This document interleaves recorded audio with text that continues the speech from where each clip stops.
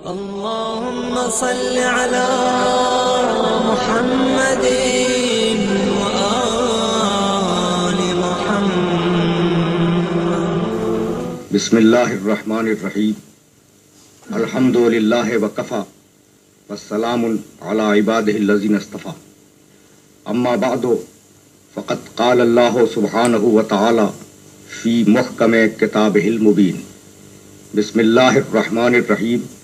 قل هو اللہ احد اللہ الصمد لم یلد ولم یولد ولم یکن لہ کفوا احد. عزیزان محترم، سورہ اخلاص کی تلاوت کا شرف حاصل کیا گیا. اس سورہ میں پروردگار عالم نے پیغمبر اکرم کو یہ حکم دیا کہ تم پیغام توحید بندوں تک ان لفظوں میں پہنچا دو. قل، کہو، هو اللہ، کہ وہ اللہ، احد، ایک ہے. اللہ الصمد، اللہ صمد ہے یعنی بے نیاز ہے. لم یلد، وہ کسی کو پیدا نہیں کرتا. ولم یولد، اور وہ کسی سے پیدا نہیں ہوا. ولم یکن لہ کفوا احد، اور کوئی دنیا میں اور کائنات میں اس کا شریک اور ہمسر نہیں ہے. اس سورہ مبارکہ کے آغاز میں پروردگار عالم نے ایک لفظ رکھا، اور وہ لفظ ہے قل، اور اللہ کے درمیان میں ہوا کا. قل هو اللہ احد، کہہ دو کہ وہ اللہ ایک ہے. اگر اس ہوا کو آپ درمیان سے نکال لیں اور یعنی مثالاً رس کر رہا ہوں اور کہیں کہ قل اللہ احد، کہو کہ اللہ ایک ہے، تو کیا جملہ مکمل نہیں ہے؟ جملہ تو مکمل ہے. پھر یہ جو ہوا رکھا پروردگار نے، قل هو اللہ احد، کہہ دو کہ وہ اللہ ایک ہے، اس ہوا میں وہ راز کیا ہے جس کی وجہ سے یہ لفظ ہوا ناگزیر ہو گیا اس مقام پر؟ تو اسے سمجھنے کے لیے یہ ضروری ہے کہ ہم وجود خدا کے سلسلے میں قرآن مجید کا نقطہ نظر معلوم کریں. عجیب بات یہ ہے کہ قرآن مجید کو آپ شروع سے آخر تک ملاحظہ فرما لیں تو آپ کو یہ اندازہ ہوگا کہ پروردگار بالاستقلال اپنے وجود پر کوئی دلیل نہیں دیتا قرآن میں. یعنی خدا کے وجود پر آپ کو کوئی دلیل مل جائے قرآن میں تو وہ ضمنی تو ہو سکتی ہے، مستقل بذات کوئی دلیل پروردگار نے اپنی ذات کے لیے قرآن میں نقل نہیں فرمائی. اس کا سبب کیا ہے؟ میں نے کسی مرحلہ فکر پر اپنے محترم سننے والوں کی خدمت میں عرض کیا تھا کہ اصول دین میں پہلے توحید ہے کہ خدا کو ایک مانو. اب میں پوچھنا یہ چاہ رہا ہوں کہ بھائی اصول دین میں پہلے تو وجود خدا ہونا چاہیے نا، کہ خدا ہے. پھر اس کے بعد دوسرے توحید کہ وہ ایک ہے. یہ وجود خدا کیوں نہیں رکھا آپ نے؟ بھائی پہلے یہ تو اسٹیبلش کریں کہ وہ ہے یا نہیں ہے، جب ہوگا تو پھر یہ طے کریں گے کہ ایک ہے یا ایک سے زیادہ ہے. تو اصول دین میں اول وجود خدا نہیں ہے، اول توحید. اس کا سبب کیا ہے؟ تو قرآن مجید کا نقطہ نظر اور قرآن مجید کا طریقہ پورے قرآن میں جو جاری و ساری ہے وہ یہ ہے کہ وہ قرآن مجید وجود خدا پر دلیل نہیں دیتا مستقل بذات طور پر. اب مثلا گفتگو کی اس نے افی اللہ ہے شکن فاطر السماوات والارض، کیا خدا کے وجود میں تمہیں شبہ ہے؟ وہ خدا جو آسمان و زمین کا خالق ہے. دلیل نہیں دی، یعنی سوال کیا افی اللہ ہے شکن، کیا خدا کے وجود میں تمہیں شبہ ہے؟ وہ خدا جو آسمان و زمین کا خالق ہے. تو بتلانا یہ تھا کہ وجود خدا انسان کی فطرت میں داخل ہے. یعنی میں یہ عرض کرنا چاہ رہا ہوں کہ اگر انسان کو اپنے وجود کا احساس ہو تو یہ احساس مستلزم ہے وجود خالق کو. یعنی اگر انسان یہ سمجھ رہا ہے کہ میں ہوں تو پھر یہ بھی سمجھ رہا ہے کہ میرا کوئی پیدا کرنے والا بھی ہے. یعنی ہر وہ شے جو پیدا ہوتی ہے یقینی طور پر اس کا کوئی پیدا کرنے والا ہوتا ہے. تو وجود خدا فطرت انسانی میں داخل ہے، اس لیے پروردگار عالم نے وجود خدا پر کوئی مستقل بذات دلیل قرآن مجید میں عطا نہیں فرمائی. یہ بات تو واضح ہو گئی کہ وجود خدا فطرت انسانی میں داخل ہے، اس اعتبار سے کہ اگر آپ دھواں دیکھیں تو آپ کی فطرت پکار کے کہے گی کہ کہیں آگ لگی ہوئی ہے. اگر آپ ایک کمرے میں بیٹھے ہوئے دھوپ دیکھ رہے ہوں، چاہے سورج آپ کے سامنے ہو یا نہ ہو، تو دھوپ پکار کے آپ سے یہ کہے گی کہ سورج موجود ہے. اثر مؤثر کو بتلاتا ہے، ایفیکٹ کاز کو بتلاتا ہے، معلول علت کو بتلاتا ہے. یہ اصول ہر انسان کی فطرت میں جاری و ساری ہے. تو اگر یہ اصول پوری کائنات کے اندر جاری و ساری ہے اور آپ اثر کو دیکھ کر مؤثر کا پتہ لگاتے ہیں اور مؤثر کو دیکھ کر اثر کا پتہ لگاتے ہیں، تو اگر کوئی مخلوق ہے تو پھر اس کا خالق ہوگا. یا تو آپ مخلوق ہونے سے انکار کر دیں، اور اگر مخلوق ہونے سے انکار نہیں کر سکتے تو اس کا خالق یقینی طور پر موجود ہے. جب وہ خالق موجود ہے تو اس خالق کے لیے دلیل دینے کی ضرورت نہیں ہے. کیوں ضرورت نہیں ہے؟ آپ کی فطرت میں یہ بات طے ہو چکی کہ ہر مخلوق کا خالق ہوگا. تو فطرت نے بتلا دیا کہ اس پوری کائنات کا ایک خالق ہے. جب فطرت بتلا چکی کہ خالق ہے تو اب دین بتلائے گا کہ وہ خالق کتنے ہیں. اس لیے اصول دین میں توحید کو پہلے رکھا گیا، وجود خدا کو نہیں رکھا گیا. فطرت بتلا چکی کہ خالق ہے، اب آپ کو دین بتلائے گا کہ وہ کتنے ہیں. اس لیے اول توحید، خدا ایک ہے. تو جب ہم نے یہ بات طے کی کہ ہر انسان کی فطرت یہ پکار کر کہہ رہی ہے کہ ایک اس کا پیدا کرنے والا ہے، ایک اس کا بنانے والا ہے، ایک اس کا صانع ہے، ایک اس کا خالق ہے، تو اب انسان زبان سے اقرار کرے یا نہ کرے، جہادو بہا واستیقنتھا انفسہم، زبانیں انکار کر رہی ہیں اور ان کے نفس اس کا اقرار کر رہے ہیں. یعنی وجود اپنی حیثیت میں پکار کے کہہ رہا ہے، چاہے زبان کہے یا نہ کہے، وجود پکار کے کہہ رہا ہے کہ اس کا کوئی خالق ہے. تو فطرت بتلا چکی کہ خالق ہے، اور ہر انسان کی فطرت پکار کے یہ کہہ رہی ہے کہ ایک خالق موجود ہے.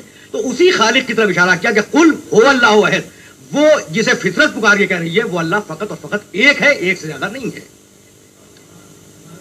تو اس ہوا میں جو پروردگار عالم نے راز رکھا تھا، وہ راز یہ تھا کہ وہ جسے فطرت پکار رہی ہے، وہ جسے فطرت تسلیم کر رہی ہے کہ خالق ہے، وہ اللہ کل ایک ہے، احد ایک ہے. احد کے معنی ایک نہیں، واحد کے معنی ایک. اور قرآن مجید میں ہے للہ الواحد القہار، اللہ واحد ہے. الہکم الہ واحد، تمہارا اللہ واحد ہے. واحد کے معنی ایک، احد کے معنی اکیلا.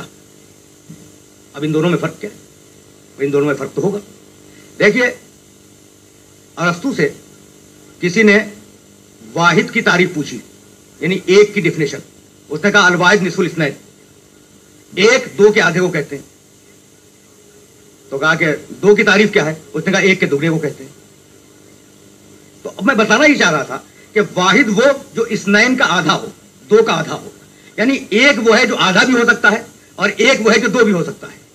تو اگر پروردگار عالم کو ہم ایک کہہ دیں تو اس کے نصف ہونے کا بھی امکان اور اندیشہ موجود ہے، اور اس کے دگنا ہونے کا بھی امکان اور اندیشہ موجود ہے، جبکہ اس کی ذات میں نہ نسبیت موجود ہے نہ اثنینیت موجود ہے. اس لیے پروردگار عالم نے جب توحید خالص کا اعلان فرمایا تو احدیت کے لفظ کے ساتھ، واحدیت کے لفظ کے ساتھ نہیں. لیکن میں یہ پوچھنا چاہتا ہوں کہ جب خود قرآن مجید میں یہ ارشاد فرما دیا کہ وہ واحد بھی ہے تو اس لفظ واحد کو لانے کی ضرورت کیا تھی؟ ہے نا یہ قابل غور بات کہ بھئی کہیں کہتا ہے کہ وہ واحد ہے، کہیں کہتا ہے کہ وہ احد ہے. تو احد کے معنی اکیلا اور واحد کے معنی ایک. واحد کیوں کہا؟ تو آپ یقین فرمائیں کہ قرآن مجید کسی ایک سطح ذہن کے لیے نہیں آیا، بلکہ جتنی سطحیں ذہن کی دنیا میں پائی جا سکتی ہیں ان ساری سطحوں کو مکمل طور پر ذہنی طور پر فیڈ کرنے کے لیے قرآن مجید کو نازل کیا گیا. تو یہ جو لفظ واحد آیا ہے نا، وہ ان 360 بتوں کے اور خداؤں کے مقابلے میں آیا کہ تمہارے ذہن میں جو یہ 360 بت براجمان ہیں اور موجود ہیں، تو ان 360 کے مقابلے میں اس ایک کی عبادت کرو. تو جب وہ 360 سے ہٹ کر ایک کے اوپر آ گئے تو اب انہیں توحید خالص کا سبق دیا گیا اور توحید خالص کا اعلان کیا گیا کہ اب تم 360 سے ہٹ کے ایک پہ تو آ گئے، لیکن اب اگر میں ایک کہہ دوں اسے تو ایک وہ بھی ہو سکتا ہے جو آدھا ہو، ایک وہ بھی ہو سکتا ہے جو دگنا ہو. دیکھیے، پانی ایک ہے، لیکن وہ سننے والے جانتے ہیں جو پانی کی ماہیت سے واقف ہیں کہ دو مختلف اجزاء سے مل کے بنا، تو دیکھنے میں تو ایک ہے نا. اجزاء میں کیا چیزیں شامل ہیں؟ کم سے کم دو. تو ہم پانی کو بھی ایک کہتے ہیں جبکہ دو اجزاء سے بنا ہے. یہ میز بھی ایک ہے، اگر یہ 20 سے کاٹ دیا جائے تو یہ دو ہو جائیں گے یا نہیں؟ تو وہ جو دو سے مل کے ایک بنا ہو وہ بھی آپ کی اصطلاح میں ایک ہے، اور وہ ایک بھی آپ کی اصطلاح میں ایک ہے جسے بعد میں دو کیا جا سکے. اب دو قسمیں آ گئی ایک کی، اور ایک قسم وہ ہے کہ یہ ایک میرا ہاتھ ہے، دوسرا یہ ہاتھ ہے، ایک داہنا ہاتھ ہے اور ایک بایاں ہاتھ ہے. یہ دو ہیں یا ایک ہے؟ دو ہے نا. ایک شکل، ایک صورت، ایک صفات، ایک خصلت، اس کے باوجود یہ دو ہیں. کیوں؟ اس لیے کہ دو الگ الگ جہتوں میں ہیں. تو اگر جہت بدل جائے جب بھی دوئی آ جائے، اگر تقسیم ہو جائے جب بھی دوئی آ جائے، اگر ترکیب آ جائے جب بھی اس کے اندر دوئی آ جائے. تو خبردار اپنے خدا کو اس طریقے سے نہ سمجھنا کہ وہ قابل تقسیم نہیں ہے، وہ قابل جہت نہیں ہے، وہ قابل مکان نہیں ہے، وہ قابل زمان نہیں ہے، وہ فقط اور فقط احد ہے. اس لفظ احدیت میں یہ راز تھا. اور اب اس کے آگے اس کی تشریح کی, اللہ الصمد. سنو, اللہ صمد ہے. صمد کے دو مفہوم ہیں عربی زبان میں. صمد وہ ٹھوس شے جس میں کوئی خلا نہ ہو, جس میں کسی چیز کے داخل ہونے کا کوئی امکان نہ ہو, اسے کہتے ہیں صمد. اور صمد کے معنی بے نیاز, جو کسی کی احتیاج نہ رکھتا. تو ارشاد فرمایا کہ اللہ الصمد, پروردگار بے نیاز ہے اور اتنا ٹھوس ہے. ٹھوس سے مراد مادی ٹھوس نہیں, وہ روحانی ٹھوس. اتنا ٹھوس ہے کہ اس کے اندر کسی چیز کے دخول کا کوئی امکان پایا نہیں جاتا. اگر یہ بات میں اپنے سننے والوں تک پہنچا سکا تو مجھے اجازت دیں کہ میں اسی منزل فکر پر ایک نئی بحث کا اور ایک نئے خیال کا آغاز کروں. وہ نیا خیال یہ ہے کہ ان دو آیتوں میں پروردگار عالم نے توحید خالص کا اعلان کیا. قل هو اللہ احد اللہ الصمد, لم یلد ولم یولد ولم یکن لہ کفوا احد. یہ نسبتیں ہیں اور اضافتیں ہیں کہ وہ کسی سے پیدا نہیں ہوا, وہ کسی کو پیدا نہیں کرتا, اس کا کوئی ہمسر نہیں ہے. اس کے اندر ساری چیزیں سمیٹ لی پروردگار عالم نے. وہ سارے عقائد شرک جو اس عہد میں موجود تھے ان سب کو سمیٹ کے ان کی تردید کر دی. توحید خالص کا دو جملوں میں اعلان ہے, قل هو اللہ احد اللہ الصمد. اب میں اپنے سارے محترم سننے والوں سے یہ سوال کرنا چاہ رہا ہوں اس منزل فکر پر کہ پیغمبر اکرم نے یہ اعلان کیا اور ظاہر ہے کہ مشرکوں نے اس اعلان کو سنا. یہ مشرک جو 360 دیویوں کو اور دیوتاؤں کو پوج رہے تھے, انہیں کیا قباحت پیش آ رہی تھی کہ اسے ایک خدا کو نہ مان لیں. بھائی 360 ان کے, ایک محمد رسول اللہ صلی اللہ علیہ وسلم کا. ہو سکتا تھا نا کہ بھائی 360 ان کے رہتے اور ایک پیغمبر اکرم کے خدا کو بھی وہ مان لیتے تو 361 ہو جاتے. تو جو 360 کو مان رہے ہو وہ ایک کو کیوں نہیں مان رہے تھے؟ قابل غور بات تو ہے. تو عزیزان محترم, اگر پیغمبر اکرم کا اور قرآن مجید کا مطالبہ فقط اتنا ہوتا کہ ہمارے ایک کو بھی مان لو, تو میرا خیال یہ ہے کہ دنیا کا کوئی مشرک اس سے انکار نہ کرتا. لیکن پیغمبر اکرم کا اور قرآن مجید کا مطالبہ یہ نہیں تھا کہ اپنے 360 کے ساتھ ہمارا ایک اور بھی مان لو. نہیں, بلکہ مطالبہ یہ تھا کہ لا الہ, اپنے سارے دیوی اور دیوتاؤں کا پہلے انکار کرو. جب تم پہلے اپنے سارے دیویوں کا اور سارے دیوتاؤں کا انکار کر لو گے, جب ہم توحید خالص کا اعلان کریں گے الا اللہ کہ معبود فقط اور فقط اللہ ہے. تو مشرکوں کو جو پریشانی پیدا ہو رہی تھی وہ پریشانی فقط اور فقط یہ تھی کہ پیغمبر اکرم کے ایک خدا کو ماننا نہیں تھا, بلکہ اپنے سارے خداؤں کا انکار کرنا تھا. بھائی ان کے سارے خدا کیا تھے؟ وہی بت. توجہات مقبول ہیں, بت تھے نا سارے خدا. تو کلمے میں کیا بتوں کا انکار ہے؟ لا صنم الا اللہ ہے, کہ کوئی بت اللہ نہیں ہے سوائے معبود کے. لا صنم الا اللہ نہیں, کلمہ یہ نہیں ہے نا. لا الہ, اگر فقط صنم کی نفی ہوتی تو فقط اور فقط وہ دیوی اور دیوتا اس نفی کے رینج میں آ جاتے جو وہاں پہ رکھے ہوئے تھے. وہ جو اقتدار کا بت ہے وہ الگ ہو جاتا, وہ جو سرمایہ کا بت ہے وہ الگ ہو جاتا, وہ جو بڑی طاقتوں کا بت ہے الگ ہو جاتا. اس لیے لفظ الہ کو رکھ کر سارے بتوں کی نفی کی کہ جو تمہارے نفس کے اندر ہو یا تمہارے نفس کے باہر ہو, پہلے ان سارے خداؤں کی نفی کرو. جب ان سارے خداؤں کی تم نفی کر لو گے, جب تم ہمارے خدا کو مان سکتے ہو, ورنہ ہمارے خدا کو تسلیم نہیں کر سکتے. اور مشرک کے لیے سب سے بڑی پریشانی یہی تھی. یعنی میں عرض یہ کرنا چاہ رہا ہوں, دیکھیے بڑا عجیب و غریب جملہ ہے, میں عرض یہ کرنا چاہ رہا ہوں کہ مسئلہ یہ نہیں تھا کہ پیغمبر کے ایک خدا کو مان لو.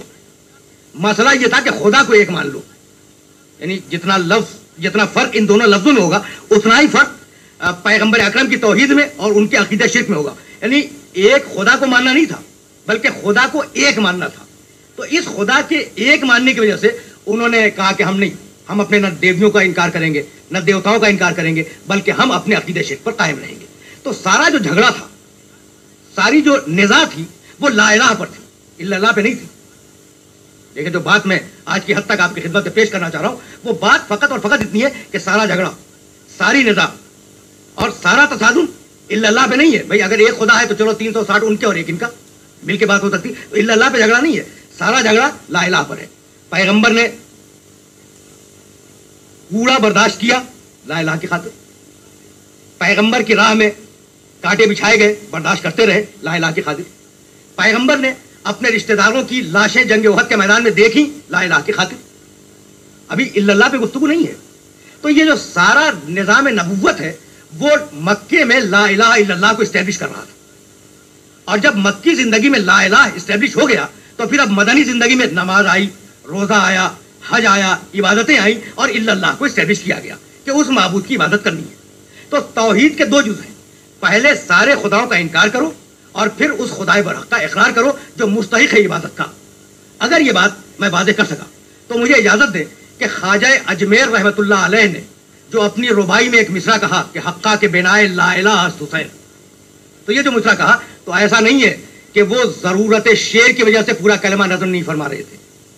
بھائی کہنے والوں نے یہ کہا ہے کہ یہ ربائی ہے اور ربائی کی ایک بحر ہوتی ہے مفعول و مفاعل مفاعل فا، اور اگر آپ ان کی اضافتیں نکالیں گے تو ربائی کے اوزان 108 ہیں.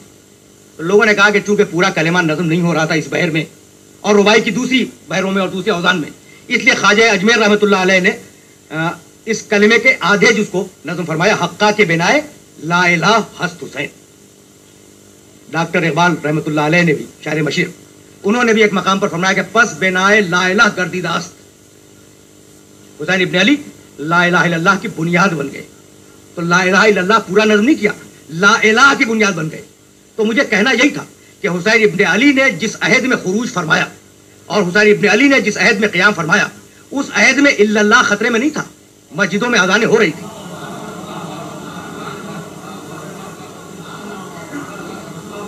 حسین ابن علی نے جس عہد میں قیام فرمایا ہے اس عہد میں الا اللہ خطرے میں نہیں تھا، مسجدوں میں اذانیں تھیں، نمازی موجود تھے، زکوٰۃ دی جا رہی تھی، حج کیا جا رہا تھا، لوگوں میں روح اسلام بیدار تھی، لوگ شریعت محمد پر عمل کر رہے تھے. خطرے میں لا الہ تھا، خطرے میں لا الہ تھا.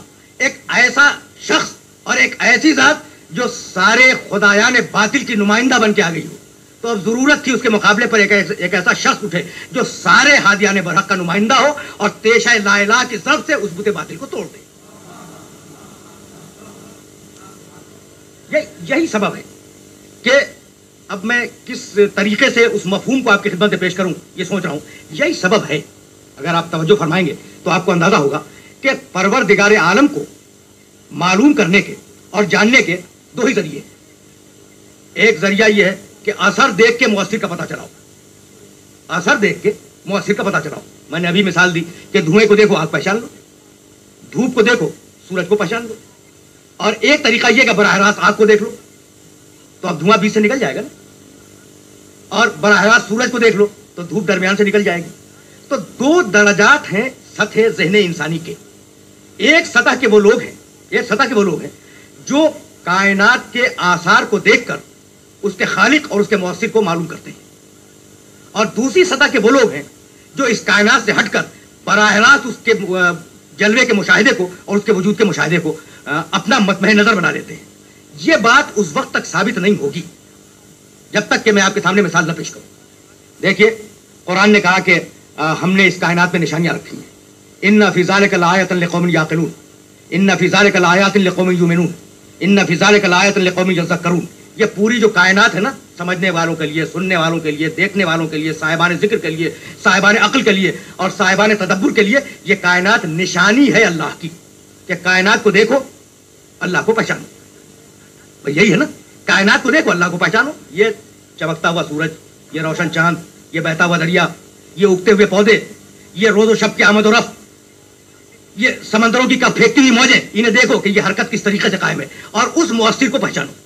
تو اب ایک طریقہ دے دیا قرآن نے، ایک طریقہ دیا کہ اثر کو دیکھو مؤثر کو پہچانو.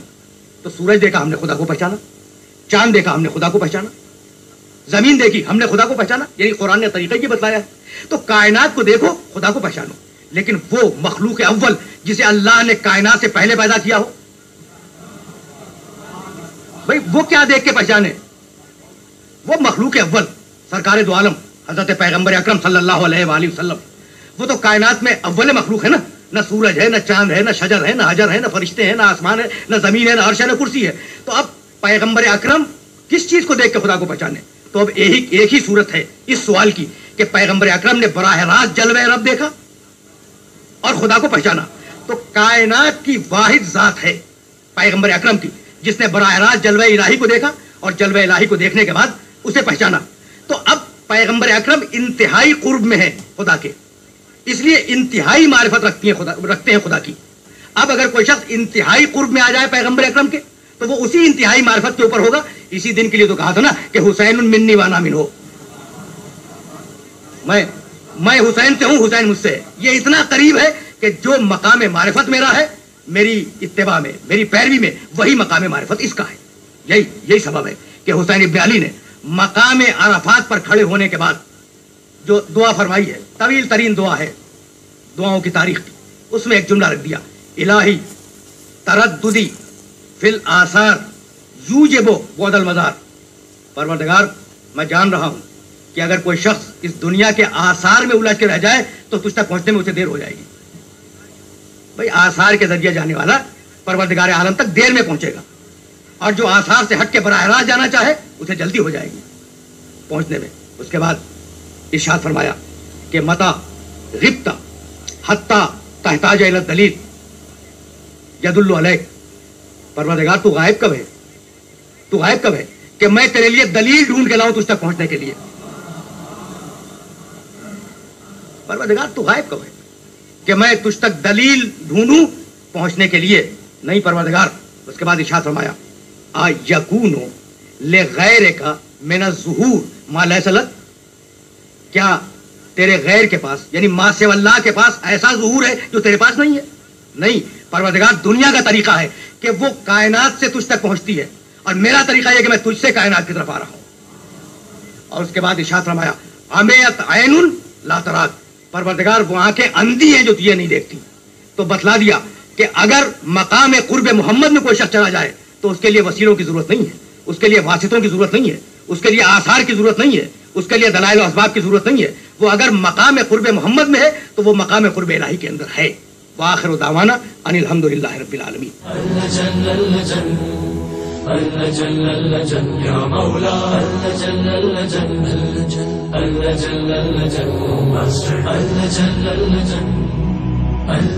يا صاحب السماء